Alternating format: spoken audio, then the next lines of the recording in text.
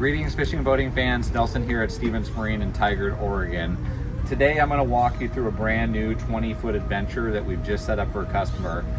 This is a 2026 with a Mercury 150, a 9.9 Pro Kicker, bow mount trolling motor, fish finder, live scope, all the cool new accessories.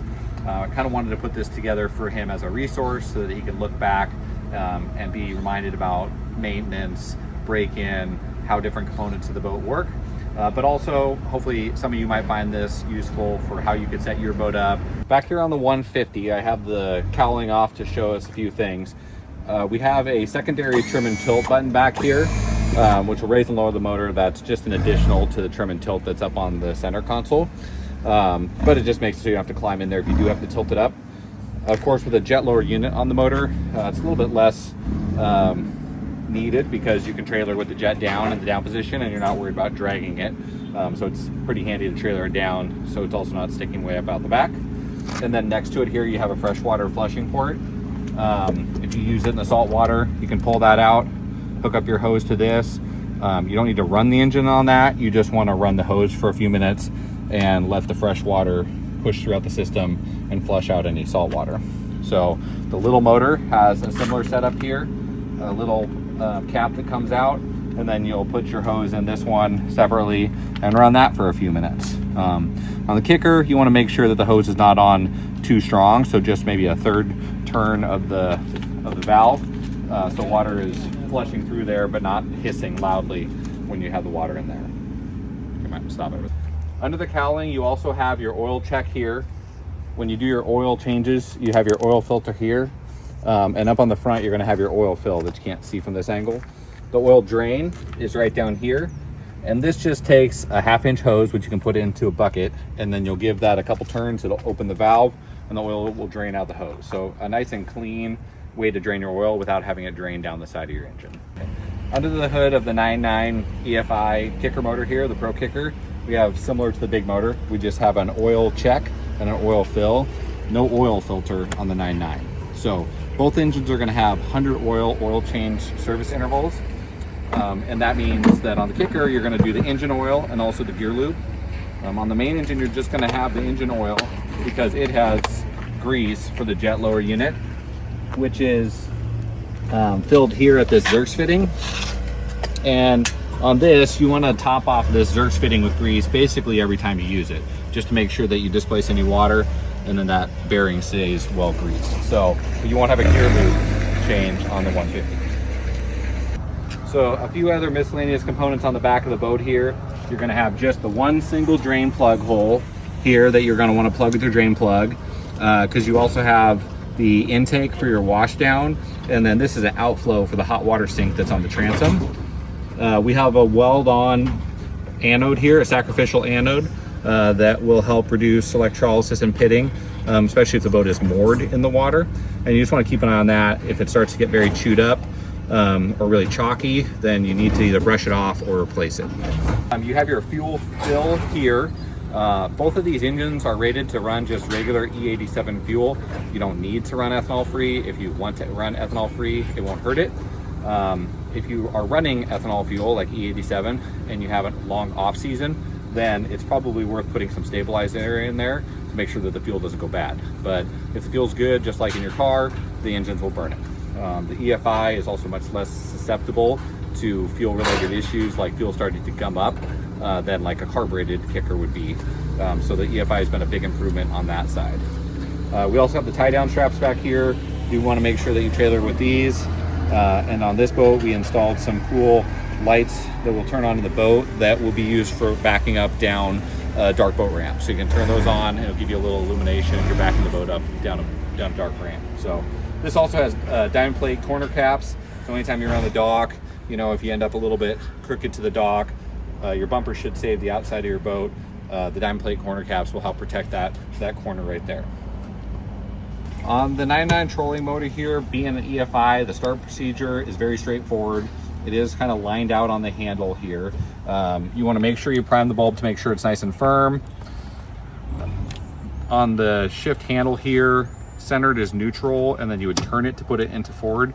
So you do want to make sure it's in neutral when you go to start it. It's going to be a little bit stiffer to shift when it's not running, but make sure it's in neutral to start. You don't want to put it into reverse when it's not running. It's not designed to go in reverse, and you have to break some parts to make that happen. But make sure it's in neutral. Make sure that your kill lanyard is in position here. And then you're just going to press the start button. It'll fire right up. It's going to have its own automatic fast idle, so no need to choke it or accelerate it to start it. It'll warm itself up, and then it'll go back down to its normal idle speed once it's warm. So if your battery was dead, you could pull start it here. It'd be good to advance the throttle, and it would help charge everything else up a little bit quicker, but eventually you'll be able to charge your main battery so that you can start your main motor. Your kill button is going to be right here to turn it off. And if you happen to lose your little retainer here for your kill lanyard, they do stash an extra one right up under here that you can replace that with, just to keep the engine running. So you're going to have a red tensioner lever right here for your steering tension, and then you're going to have your knob right here, which is going to adjust your throttle tension. So if for some reason you need to advance the throttle without shifting the engine, then it does have a button right here that's going to be your throttle only button. You press that, and then you turn the shift lever, and it's going to advance your throttle position without shifting it. So I could give it a little bit of gas, and when I return to neutral, the button will pop back out, and then turning it would result in it going back into gear. To trailer with this engine, we just trim it all the way up. It has these self-centering straps on each side, so once the engine is up, then it's going to snug itself up in the middle, and we just trailer it in the up position, centered in the middle. Same thing when you're underway on the main motor. It'll just stay up and out of the water and centered with those straps. This here is the hot water sink. This is going to take warm water off of the kicker motor and put it into the sink for washing your hands or washing lures. We have some people that warm their food up in there, like a can of chili, drop it in there and warm it up. You want to use a drain plug in the plug hole to where you're able to fill it. And then what you want to do is turn the valve on and then run the kicker and let it fill up with water and then turn it off. You don't want to let that water run continuously. So if you want good warm water fast, it's good to advance the throttle for a minute. It'll fill faster and it'll be warmer, and then turn the valve off, return the kicker down to normal idle speed, but that'll allow it to fill up with warm water. If the water gets cold, drain it out, fill it back up again, but don't let it run continuously. So also back here on the transom, we have our Garmin live scope transducer on a pole here that we put together at Stevens Marine, and this allows us to turn that transducer and look at our lines in different positions, look at rods on the port or starboard side. You can also put that in perspective or scout mode and be able to scan around you if you are looking for bass or other fish around structure. When you're not using a live scope, you do want to make sure that it's up out of the water. So this just has this little easy tilt lever, and then you can tilt it up to where it's not out of the water when you're underway. And then when you get to where you're going, just drop it back down into the water. And we're going to have an on-off switch on the dash here to turn that transducer on. Okay. So at the dash here, we have your Garmin EchoMap 94. This is nice. It's on a Johnny Ray base. So if you're sitting up front anchored, you can spin this guy around so that it can be viewed from the front. It's got the removable plate here to protect it. This will have your traditional sonar, side view, your maps. It's going to have your live sonar on there. The other really nice thing about the Garmin units is they have just this quick detached little lever here. So all you have to do is pop this guy up and then it comes right off. So if you want to take it out for security, it's very simple to do that compared to having to unscrew all of the individual fittings to get her off of there. You're gonna have a switch panel that has your bilge pump, navigation lights, has your washdown pump, and the switch for the live sonar, and also the switch for those reverse lights in the back. You're going to have USB and Type-C chargers here, and then you're gonna have a standard 12-volt charger as well. And all of these are push button breaker protected. So if for some reason, let's say your bilge pump doesn't want to turn on, first thing you want to check is to make sure that it didn't overheat and pop this fuse. The navigation light is a rocker switch. So you're going to have the one position where it's going to have your anchor light and your green and red underway lights on. And in the other position, you're going to have just your anchor light on. So if you are anchored or not moving, then you only want to have the anchor light on, not your full navigation lights. Okay, stop. Good. On the overall boat, there's not really any serious winterization required. You need to make sure that both engines are trimmed all the way down one time so that water is not stuck in the water pumps where it could freeze and crack your pumps or your impeller. It would be good to turn on your washdown and your bilge pump just to make sure that any water is purged out of that and it's not freezing in those pumps. And as we talked about before, it'd be a good idea to put some stabilizer in your fuel. But other than that, the engines don't require the winterization processes that an inboard require or that older outboards would require. For engine maintenance, we talked about the 100-hour oil changes, which is engine oil and gear lube on the kicker, and then just engine oil on the main engine. Every 300 hours, they're going to request that you do the spark plugs and also the water impeller for the cooling system. And there's a few other checklist items there that they want you to inspect, like belts and replace inline fuel filters, some minor things that are done at the 300-hour service as well. So, of course, here at Stevens Marine, we do all that service. You're welcome to do that service on your own as well. There's lots of other videos online just about quick little how-tos on how to do the fluid changes. They've made it really simple and user-friendly to do the services. There is a break-in on both engines. On the big engine, it's going to be 2 hours from about idle to 3/4 throttle, where you want to vary that throttle. And every 10 minutes, you can give the engine 1 minute of full throttle. And it's a good idea to give it some full throttle every 10 minutes or so to get it nice and warm. And then until you get to the 10th hour, they just recommend no more than 5 minutes of sustained full throttle. So you can give it some full throttle and then back it off to 3/4, back to full throttle, but try not to just camp for a long period of time at full throttle. On the little motor, it's 1 hour that is idle to half throttle, so a little bit slower than the big engine. And then once that hour is up, it goes to the same hour of idle to 3/4 with the 1 minute of full throttle every 10 minutes, and then the same limitation of no more than 5 minutes of full throttle until you get to 10 hours. So same thing, good to get it good and warm in that second hour with a minute of full throttle every 10 minutes. But best practice is to follow that break-in procedure. Just make sure that everything gets set real nice to start and give your engine a nice, long, healthy life. This boat is set up with a Haxton's full fisherman's top that our local partner in town, Haxton's Canvas, made. This is going to have a front and a backdrop and side enclosure, so the whole thing is going to enclose the boat if it's raining, or it could be shade for sunshine. But a lot of those cold mornings, it's nice to have that enclosure to keep people warm and dry. We also have fish fighter rod holder sliders and rod holder extensions here, so this can be moved to different positions in the boat. The extension is really nice for getting the butt of the rod out of the boat space and also spreading your gear out. So you can see we have a little bit longer extension here on the front, so the rod's the farthest away from the boat. And then as we go back, we'll transition to shorter extensions and no extensions to try to stagger the position of your rods so that they're less likely to get tangled. Up here in the bow, we have two 12-volt 100 amp hour bioenil lithium batteries to power the Minn Kota Taroba Quest series. So this is a brushless Minn Kota. It's their newest version, super efficient. It's 30% more efficient than their previous versions. This boat also has an onboard charger so that it will easily charge the lithium batteries. You're just going to plug that in with an extension cord right here, and it's going to automatically charge up the batteries, and then once they're charged up, it'll turn into just kind of a tender, and it'll keep those batteries topped off. Minn Kota is great now. You can use it for spot lock. You can use it for an autopilot while you're trolling. So a lot of folks are putting the Minn Kota down, engaging it with an autopilot, and then using the kicker motor to provide a good chunk of the propulsion so that the battery lasts longer on the Minn Kota. That way you can use it to troll for 2-3 days without running the batteries down.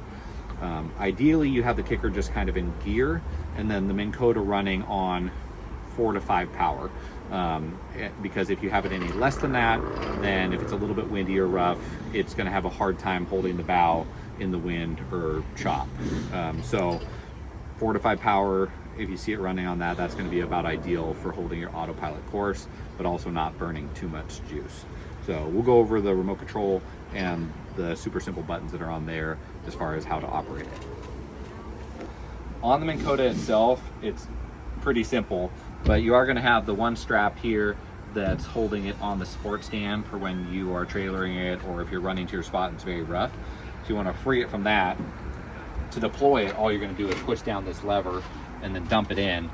It's going to go down as deep as this collar is set. So if you want to have a little bit less motor in the water, you can move that collar down. And then you just want to make sure that you press the power button to power it on, and then it'll be all ready to link up to your remote. This is a remote for the Minn Kota Terrova. It's pretty straightforward. You're going to have just a handful of buttons, and a lot of them are very intuitive. The propeller button is going to engage the motor, basically put it into gear.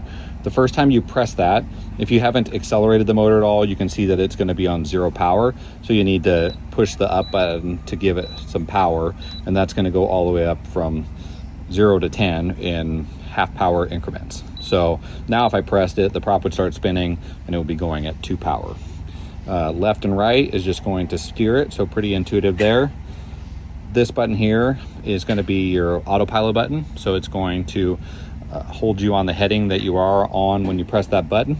And once you press that, this is going to become little course change, degree course changes, instead of just steering the motor left and right. So if I press it a couple times, it's going to change the course and then straighten out versus turn the motor. And this button is the cruise control button, and it's going to change the motor from, say, 2 power to, if I'm going 2 miles an hour, it will adjust the power to keep me going 2 miles an hour. So could give it a little more power, back off, get a little more power just based on wind and current. So that's a pretty handy feature. If you got a speed that the fish really seem to be liking, you can just use this to fine tune your speed. In order to do spot lock shift or spot lock, you just press the spot lock button. It's gonna immediately start holding you in one position. And once you are on spot lock, you can press the left and the right and the up and the down to move you 10 feet in any direction once you are on spot lock. So one other function of the autopilot that can be kind of confusing is that it has 2 settings that you can see in the motor settings. So you hit the menu button, you toggle down to motor settings and hit the right button, and then toggle down to the autopilot mode. It's selected already, and it's selected in locked heading. And you can choose between locked heading and locked course. If I put it in locked course, it's going to set an imaginary course, which is like a straight line to whatever is in front of you, and it's going to try to hold you on that line, compensating for wind and current. In most trolling situations, everybody is drifting with the wind and current, and so what you want is locked heading mode, so that it'll point the boat, say, north, but it'll allow the wind to kind of crab you sideways, which is what the crowd is going to be doing. And if you put it in the locked course, you're going to be going kind of against the grain compared to all the other boats in your area. So most of the buttons are pretty straightforward. Again, there are a lot of other resources about the Minn Kota if you do need to look up some more specifics on the Minn Kota. In the front box, we have the lithium batteries. This rear box here is a fish box, so that's just going to drain out to the bottom of the boat. It's normal to get some water kind of flushing in and out of there, which is nice if you do have fish in there. Keeps the blood from getting dried up and everything in there. It's kind of self-flushes. If you are in really rough water, you might notice that a little bit of water wants to burp up out of there. So you can't just put a drain plug in the bottom of the fish box and that'll prevent water from burping in there, and then just remove it when you're using the fish box and not underway in rough water. Inside here we have the battery switch to turn on and off the 2 batteries. So you're gonna have a 1 and 2 switch. You got just a battery 1 and just a battery 2. So oftentimes what we want to do here is pick which battery is going to be your primary, turn it on battery 1, use that most of the time, and then every now and then you can put it on battery 1 and 2 to make sure that both batteries are topped off. But in this system, we're going to kind of leave battery 2 as an emergency backup. And as I mentioned before, if for some reason you ended up with 2 dead batteries, you could put it on 1 and 2, pull start the kicker, advance the kicker throttle, and it'll charge things up so that you could start the main motor, and then you get the big alternator going to charge everything back up. And then just down is in off position, so we turn that off so that everything shut down, and then that really reduces your chances of being able to kill a battery when the boat is in storage. All right. Up here at the front of the trailer, there's just a couple things to pay attention to. One of those is the swing tongue, which is standard on all our boats under 21 feet. helps with storage in a limited space like a garage. If you do open that up by removing this pin, when it swings open, you're going to get a little bit of extra trailer wire that feeds out of there, and you just want to make sure that you feed that wire back in there, so when you close it, you don't pinch the wire and need to have your lights repaired. You're also going to have a key right here for your spare tire. It has a locking lug on there, so you have to use that to remove it.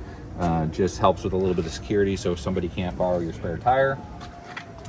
On the Rogue trailers, these have slick bunks.